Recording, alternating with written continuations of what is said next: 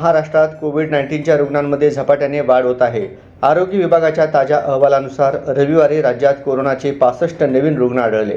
त्यापैकी 22 रुग्ण मुंबईतून, 25 पुण्यातून, 9 ठाण्यातून, 6 पिंपरी चिंचवडमधून, 2 कोल्हापुरातून आणि 1 नागपूरमधून आढळले आहेत. दिलासादायक बातमी अशी आहे की राज्यात 300 रुग्ण बरे झाले आहेत. सध्या सक्रिय कोविड-19 रुग्णांची एकूण संख्या 506 आहे.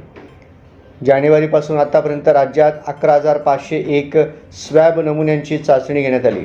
त्यापैकी 814 जण या संसर्गजन्य आजाराने ग्रस्त असल्याचे आढळून आले. त्यापैकी 463 रुग्ण एकट्या मुंबईतूनच नोंदवले गेले आहेत. जानेवारीपासून महाराष्ट्रात कोविड-19मुळे एकूण 8 जणांनी प्राण सोडले आहेत. यातील 7 रुग्णांच्या मृत्यूमागे गंभीर आरोग्य समस्या होत्या. आरोग्य विभागाच्या मते पहिला रुग्ण हायपोकॅल्सेमिक झटके आणि नेफ्रोटिक सिंड्रोमने ग्रस्त होता. दुसरा रुग्ण कर्करोगाने ग्रस्त होता. तिसऱ्या रुग्णाला